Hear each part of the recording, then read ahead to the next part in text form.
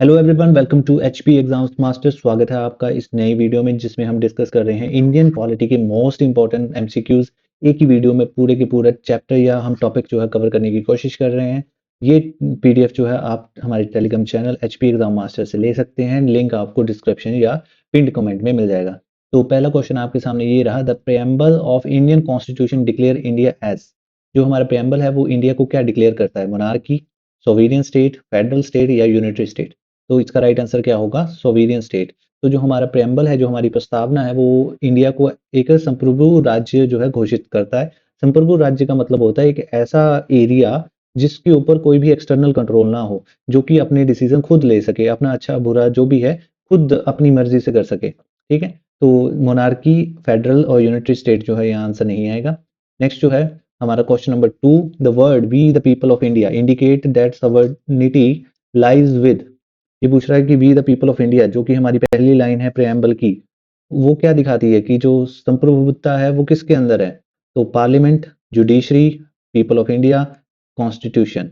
तो इसका right answer क्या होगा? People of India. हम भारत के जो लोग हैं उन्होंने खुद को ही जो अपना कॉन्स्टिट्यूशन है वो दिया है, अपने ऊपर खुद का ही कॉन्स्टिट्यूशन लागू किया है। तो जो मर्जी है, जो सोवेरेनिटी है, वो किसकी है? भारत के लोगों की ही है। ठीक है, इजी से स्टार्ट करेंगे, धीरे धीरे जो है लेवल बढ़ाते जाएंगे क्वेश्चंस का। तो क्वेश्चन नंबर 3 जो है आपके पास ये है, which part of the constitution reflect the objective of constitution. तो कौन सा जो कॉन्स्टिट्यूशन का पार्ट है वो उद्देश्यों को दर्शाता है? फंडामेंटल राइट्स, डीपीएसपी, प्रेम्बल या शेड्यूल्स? तो इसका राइट आंसर क्या होगा? प्रेम्बल। प्रेम्बल में एक्चुअली क्या है, जो भी हमारे उस समय के नेता थे उनकी जो आइडियोलॉजी थी कि हमारा देश जो है फ्यूचर में कैसा होना चाहिए, हमारे जो नागरिक हैं उनको कौन-कौन सी सुविधाएँ मिलनी चाहिए, वो सारा कुछ दिखाता है। ठीक है? वो एक तरह से एक की है डायरेक्टली कॉन्स्टिट्यूशन के लिए। जो हमारे कॉन्स्टिट्यूशन मेकर्स थे उनके दिमाग में क्या-क्या चीज़ें थी उस समय, वो सारी उन्होंने लिस्ट डाउन कर रखी हैं प्लानिंग के साथ। तो उसी के बारे में जो है कौन दिखाता है? हमें प्रेम्बल जो है दिखाता है। Question number 4, the preamble was adopted on. Preamble कब अडॉप्ट किया गया था? तो 26 जनवरी, 26 नवंबर, 15 अगस्त या 24 जनवरी? तो इसका राइट आंसर क्या होगा? 26 नवंबर 1949। आपसे ये भी पूछ सकता है कि प्रेम्बल के ऊपर कौन सी डेट डली हुई है? तो प्रेम्बल के ऊपर 26 नवंबर 1949 डेट डली हुई है, ना कि 26 जनवरी 1950। अगर आपसे पूछा अडॉप्ट, तो अडॉप्ट के क्या आएगा? 26 नवंबर आएगा। अगर आपसे पूछा जाए एनफोर्स, तो आंसर क्या आएगा? 26 जनवरी 1950। इन दोनों शब्दों का ध्यान रखेंगे। क्वेश्चन नंबर 5 आपके सामने ये रहा, which word was added to the preamble by 42nd constitution amendment act 1976? तो कौन कौन से शब्द जो है ऐड किए गए थे 42nd कॉन्स्टिट्यूशन अमेंडमेंट एक्ट से प्रेम्बल में? सोवेरियन, डेमोक्रेटिक, सोशलिस्ट या रिपब्लिक? तो देखो, जो हमारे पास सोवेरियन है, डेमोक्रेटिक है या रिपब्लिक है, ये तो ऑलरेडी एग्जिस्ट करते थे। तीन शब्द हमारे पास जो है न्यू ऐड किए गए थे, एक तो सोशलिस्ट, एक हमारे पास है सेकुलर, एक है इंटेग्रिटी। ये तीन शब्द जो हैं बाद में 42nd कॉन्स्टिट्यूशन अमेंडमेंट एक्ट से ऐड किए गए थे। तो आपको ये पता होने चाहिए। तो यहाँ राइट आंसर क्या होगा? Socialist, option number C. Next है हमारे पास, justice in the preamble include. तो जो जस्टिस लिखा गया है, जस्टिस मतलब कि न्याय, कौन कौन से न्याय की बात की गई है हमारे प्रेम्बल में? सोशल जस्टिस, सामाजिक न्याय, ठीक है, political justice, economic justice only. तो यहाँ ओनली ओनली शब्द लगा रखा है, ठीक है, या फिर तीनों, सोशियो इकोनॉमिक एंड पॉलिटिकल? तो राइट आंसर क्या होगा? Option number D. जो हमारा प्रेम्बल है वो बात करता है सोशल, इकोनॉमिक, पॉलिटिकल, तीनों तरह के जस्टिस प्रोवाइड करने की इसके सिटीजन्स को। क्वेश्चन नंबर 7 हमारे पास ये रहा, liberty in the preamble does not include. Liberty में क्या चीज नहीं आती है? स्वतंत्रता में क्या चीज शामिल नहीं है? तो हमारे यहाँ पे जो लिबर्टी है वो 5 तरह की बताई गई है हमारे प्रेम्बल में। अ, जैसे कि ऑप्शन नंबर ए है थॉट, बी एक्सप्रेशन, सी बिलीफ और डी प्रॉपर्टी। तो यहाँ पे कौन सी नहीं है, नहीं बतानी है, तो क्या होगा? Option number D property. तो जो हमारा प्रेम्बल है उसमें कौन कौन सी लिबर्टी की बात की गई है? थॉट, एक्सप्रेशन, बिलीफ और एक फेथ है, ठीक, और एक वर्शिप है। तो ये जो 5 तरह की हमारे पास लिबर्टी की बात करता है हमारा प्रेम्बल। तो आप याद रखेंगे, यहाँ फेथ भी हो सकता है और वर्शिप भी हो सकता है, किसी भी जो हमारा ऑप्शन है वहां पे। तो question number 8, the equality mentioned in the preamble ensures. Equality क्या इंश्योर करती है? तो equality before law, equality of opportunity, equality of status या ऑल ऑफ द अबव? देखो, जो हमारा प्रेम्बल है ना उसमें सिर्फ ये दो की बात की गई है, बट जो हमारा आर्टिकल नंबर 14 है वो इंश्योर करता है equality before law. And equal protection of law भी। तो इसका राइट आंसर क्या होगा यहाँ पे? All of the above. इतना ध्यान रखना है कि जो हमारा प्रेम्बल है उसमें सिर्फ ये दो ही दे रखे हैं, अगर आपको क्वेश्चन के हिसाब से जो है आंसर फ्रेम करना आना चाहिए। Question number 9, the fraternity in the preamble aims to promote. जो बंधुत्व की उद्देश्य है ये क्या बढ़ाने की कोशिश करता है?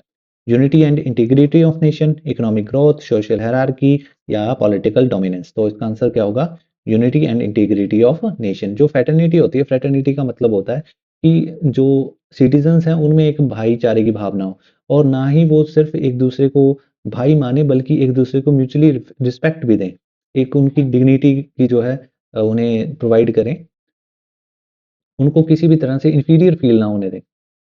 The question number 10, the preamble is based on which resolution? Cabinet mission, objective resolution, government of India act 1935 या साइमन कमीशन। तो इसका राइट आंसर क्या होगा? Objective resolution. तो 11 दिसंबर 1949 को जो जवाहरलाल नेहरू है उन्होंने हमारी जो कॉन्स्टिट्यूशन असेंबली है वहां पे पेश किया था ऑब्जेक्टिव रेजोल्यूशन, और ये जो है आगे जाके 22 जनवरी को 1950 को ये क्या कर लिया गया था, एक्सेप्ट कर लिया गया था। हाँ सॉरी, यहाँ पे मैंने 1946 आएगा, यहाँ 1947 आना था, गलती से लिख दिया मैंने। 11 दिसंबर 1946 को जवाहरलाल नेहरू ने जो हमारी कॉन्स्टिट्यूशन असेंबली थी वहां पे ऑब्जेक्टिव रेजोल्यूशन पेश किया था।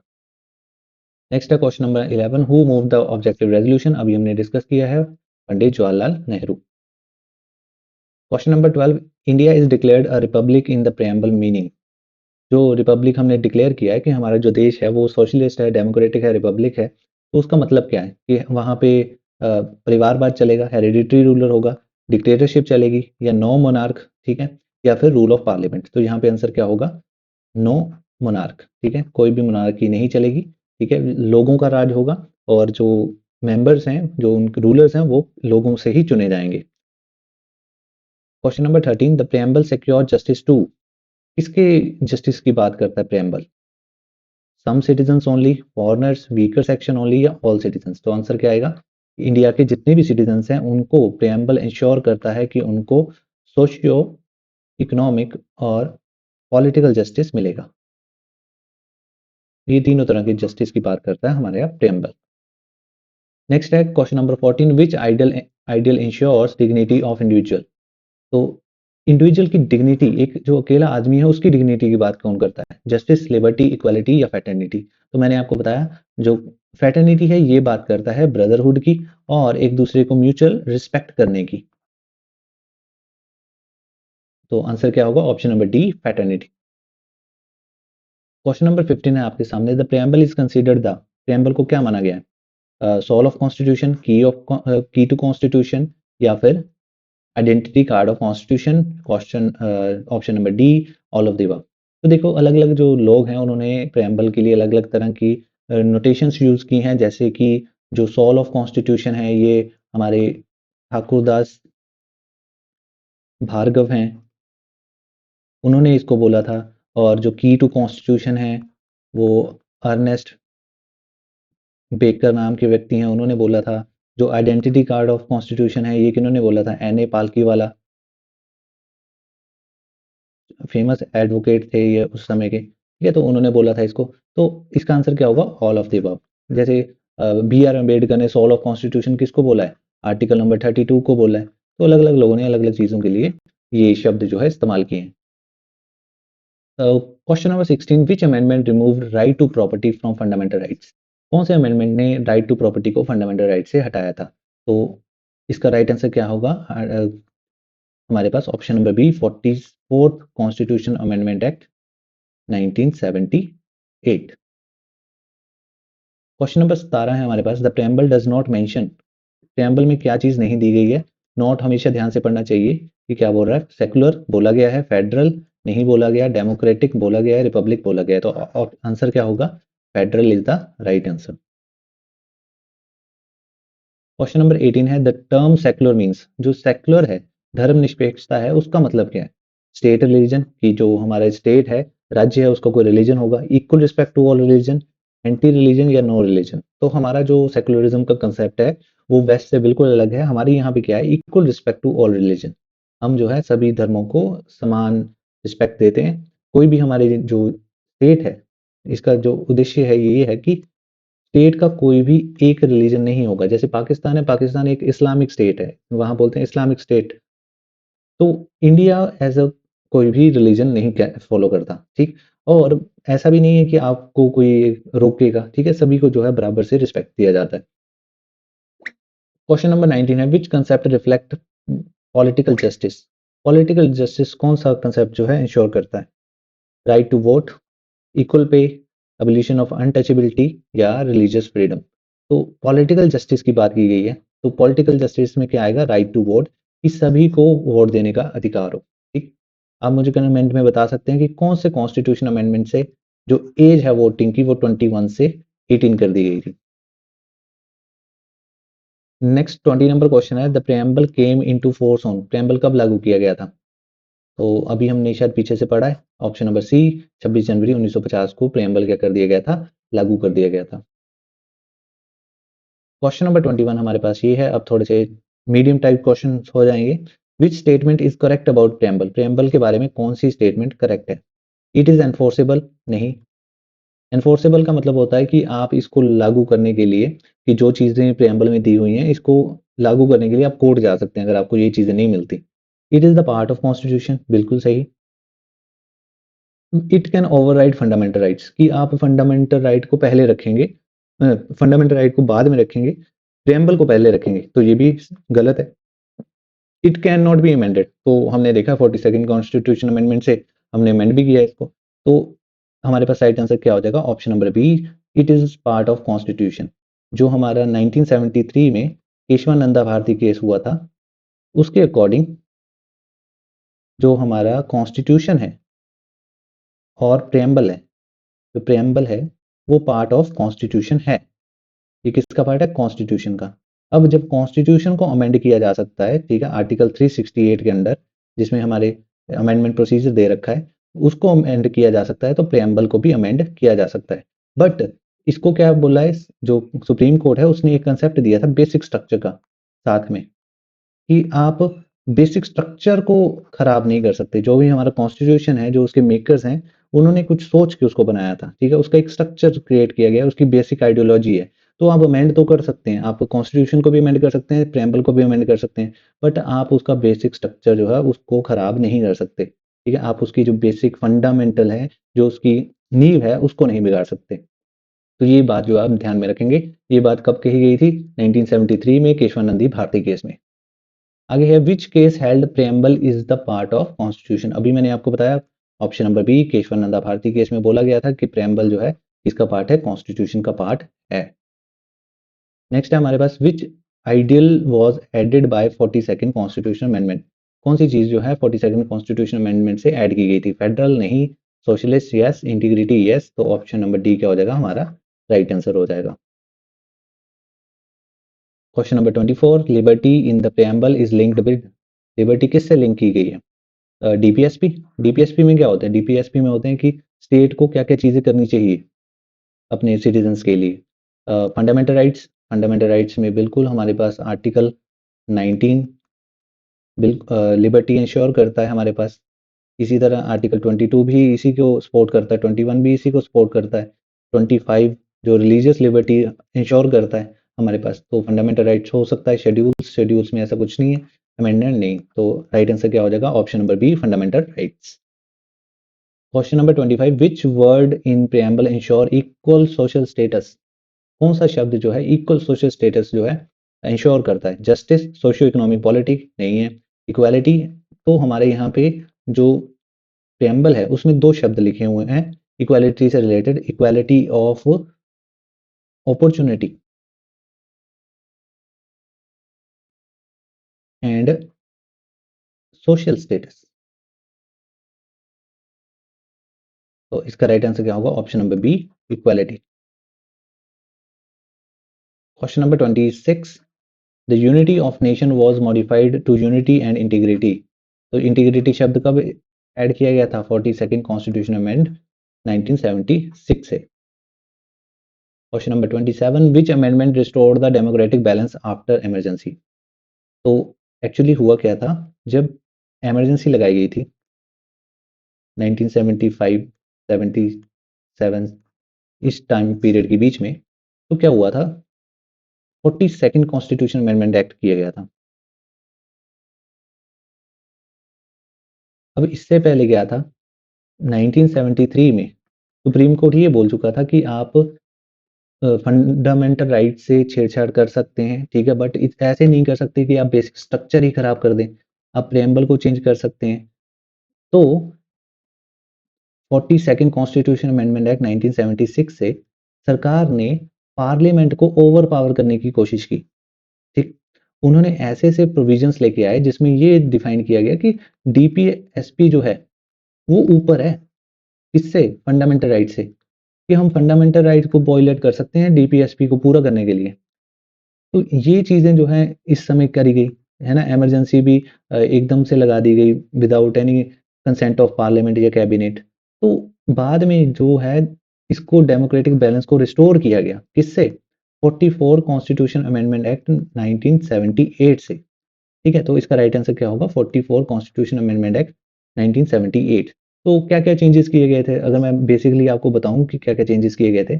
जैसे कि एक तो चेंज ये था कि हमारे पास जैसे पहले के क्या था कि इमरजेंसी लगाने के लिए कोई भी रिटर्न जो अ, रिकमेंडेशन होती है वो नहीं चाहिए थी। तो इसके बाद क्या कर दिया गया? इसके बाद ये कर दिया गया कि कैबिनेट से जो है रिटर्न परमिशन की नीड पड़ेगी, अगर तो इमरजेंसी अप्लाई करनी है। दूसरी बात ये कि पहले जो इमरजेंसी के प्रोविजंस थे नेशनल इमरजेंसी में, उसमें एक शब्द था अ, हमारे पास इंटरनल डिस्टर्बेंस। तो इंटरनल डिस्टर्बेंस तो कुछ भी हो सकती है, उसको रिप्लेस कर दिया गया आर्म्ड रिबेलियन से। कि जब आर्म्ड रिबेलियन होगा उसी कंडीशन में आप क्या लगा सकते हैं, नेशनल इमरजेंसी जो है अप्लाई कर सकते हैं। और क्या किया गया, जो राइट टू प्रॉपर्टी है उसको हटा दिया गया। तो इस तरह से हमारे पास कुछ चीज़ें की गई जिससे कि जो डेमोक्रेटिक बैलेंस है वो वापस लाया जा सके। फिर हमारे पास क्वेश्चन नंबर 28 है, economic justice mainly refers to. Economic justice से क्या मतलब है हमारे पास? वोटिंग राइट तो पॉलिटिकल जस्टिस आ गया। इक्वल वेल्थ डिस्ट्रीब्यूशन, जी बिल्कुल ये है हमारे पास। तो इकोनॉमिक जस्टिस का मतलब क्या है कि सबको कमाने का बराबर मौका मिले और जो हमारे पास वेल्थ है वो इक्वली डिस्ट्रीब्यूट हो लोगों के बीच में। रिलीजियस फ्रीडम, ये इकोनॉमिक जस्टिस का पार्ट नहीं है, सोशल जस्टिस का पार्ट है। कल्चर राइट्स, ये भी सोशल जस्टिस का पार्ट है। तो हमारे पास आंसर क्या हो जाएगा? Option number B. नेक्स्ट है हमारे पास option question number 29, which term ensure absence of discrimination. कौन सी टर्म जो है इंश्योर करती है कि किसी के साथ भी डिस्क्रिमिनेशन ना हो? तो जस्टिस, इक्वालिटी, लिबर्टी या सेकुलरिज्म। तो राइट आंसर क्या होगा? Equality. Question number 30, which philosophy influence the idea of socialism in preamble. देखो, जो जनरली सोशलिज्म आया वो मार्क्सिस्ट या कम्युनिज्म है वो मार्क्सिस्ट फिलोसफी से आया, बट हमारा जो इंडिया का सोशलिज्म है वो बिल्कुल अलग है, ठीक है, वहां से एकदम उनके जैसा नहीं है, यूएसएसआर जैसा नहीं है। तो हमारे यहाँ पे ब्लेंड देखने को मिलता है हमें गांधीयन फिलोसफी का और मार्क्सिस्ट फिलोसफी का। तो हमारे पास आंसर क्या हो जाएगा? या option number D, A and B दोनों हमारे जो है फिलोसफीज यहाँ फॉलो की जाती हैं। Question number 31, the preamble reflects the legal provision, political ideology, social structure या एडमिनिस्ट्रेटिव सिस्टम। तो ये पॉलिटिकल आइडियोलॉजी दिखाता है कि उस समय के जो हमारे कॉन्स्टिट्यूशन मेकर्स थे कि उनके दिमाग में था क्या, कैसा देश वो बनाना चाहते थे आगे चल के और क्या क्या सुविधाएं देना चाहते थे। तो ये क्या है, एक तरह से पॉलिटिकल आइडियोलॉजी का दर्पण है जो हमें दिखाता है कि वो लोग क्या सोचते थे। Question number 32, which is not an objective of preamble. तो नॉट लिखा है यहाँ पे, ध्यान से रखेंगे। जस्टिस प्रोवाइड करना, लिबर्टी, इक्वालिटी या फिर फेडरलिज्म। तो कौन सा हमारे पास यहाँ पे ऑब्जेक्टिव नहीं है? जस्टिस, लिबर्टी, इक्वालिटी या फेडरलिज्म। तो राइट आंसर क्या हो जाएगा? फेडरलिज्म। तो यहाँ पे हमारे यहाँ जो प्रेम्बल है उसमें पैटर्निटी शब्द इस्तेमाल किया गया है, ना कि फेडरलिज्म। तो ये यहाँ कंफ्यूज करने के लिए, तो राइट आंसर क्या होगा? Option number D, federalism. Question number 33, the statement is incorrect about preamble. कौन सी स्टेटमेंट इनकरेक्ट है? ध्यान से पढ़ेंगे।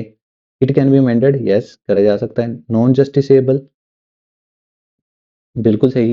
ये जो है नॉन जस्टिसेबल है, आप इसके लिए कोर्ट नहीं जा सकते अगर आपको इसमें लिखी चीजें नहीं मिलती। Option number C, it is supreme over constitution. तो ये गलत है, कॉन्स्टिट्यूशन से ऊपर नहीं है। कॉन्स्टिट्यूशन का पार्ट है पर कॉन्स्टिट्यूशन से ऊपर नहीं है।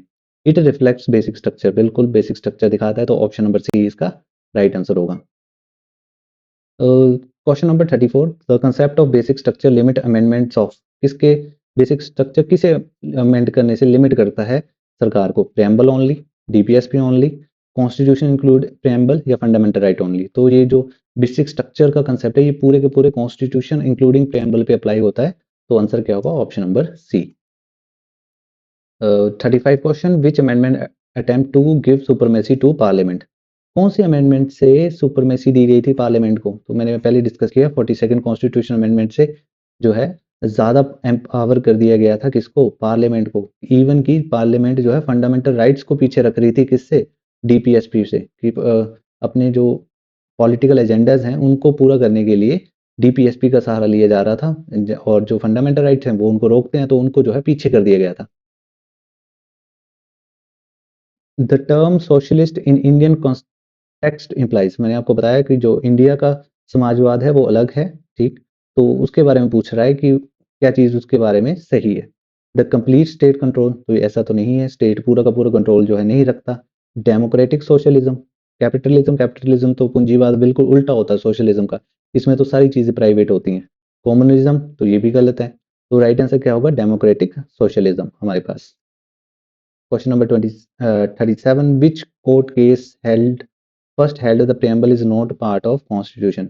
जैसे मैंने आपको बताया कि 1973 में केशवानंदा भारती केस में क्या बोला गया कि प्रेम्बल पार्ट है कॉन्स्टिट्यूशन का। इससे पहले एक केस हुआ था 1960 में, जिसका नाम क्या है? बीरूबारी केस, जिसमें ये बोला गया था कि प्रेम्बल जो है ये पार्ट ऑफ कॉन्स्टिट्यूशन नहीं है। उसमें ये बोला गया था कि प्रेम्बल तो एक तरह से की है कि जो कॉन्स्टिट्यूशन मेकर्स हैं उनके दिमाग में झांकने की, कि वो चाहते क्या थे, कि वो कैसा बनाना चाहते थे, बट इसको हम पार्ट डिफाइन नहीं कर सकते कि कॉन्स्टिट्यूशन का पार्ट है। तो यहाँ पे पहले 1960 में बीरूबारी केस में जो हमारे सुप्रीम कोर्ट है उसने ये बोला था कि जो प्रेम्बल है वो पार्ट ऑफ कॉन्स्टिट्यूशन नहीं है। बाद में अपने ही जो वर्डिंग है उसको बदलते हुए 1973 में प्रेम्बल को क्या घोषित किया गया? को पार्ट ऑफ कॉन्स्टिट्यूशन, और बोला गया कि इसको अमेंड किया जा सकता है बट बेसिक स्ट्रक्चर जो है उसे खराब नहीं किया जा सकता। Next question, which of the following is correct match? इनमें से कौन सा करेक्ट मैच है? लिबर्टी, टीपीएसपी? तो लिबर्टी जो कंसेप्ट है वो तो हमें फंडामेंटल राइट्स में देखने को मिलता है। इक्वालिटी, फंडामेंटल राइट्स, तो ये तो देखने को मिलता है आर्टिकल 14 में। फैटर्निटी शेड्यूल्स में नहीं। जस्टिस अमेंडमेंट्स नहीं, तो राइट आंसर क्या होगा? Option number B, equality, fraternity, rights. Question number 39, which ideal ensure national integration? कौन सा जो आइडल है नेशनल इंटीग्रेशन की बात करता है? तो भाईचारे की बात कौन करता है? फैटर्निटी। नेक्स्ट है, which event made preamble amendable? कौन से इवेंट ने प्रेम्बल को अमेंडेबल बनाया? तो हमारे पास केशवानंदा भारती केस है जिसमें ये बोला गया कि जो प्रेम्बल है उसको अमेंड किया जा सकता है, तो इसका राइट आंसर क्या था? Option number B. तो इस वीडियो के लिए यही 40 क्वेश्चंस हमने जो प्रेम्बल पे जितने भी मोस्ट इंपॉर्टेंट क्वेश्चन बनते थे वो कवर करने की कोशिश की है। Hope so you like this video. अगर ऐसी ही वीडियोस के लिए या फिर पिछली वीडियोस के लिए आप जो है प्लेलिस्ट में जाके देख सकते हैं, लिंक्स आपको डिस्क्रिप्शन बॉक्स या फिर कमेंट में मिल जाएंगे। Thank you, thanks for watching.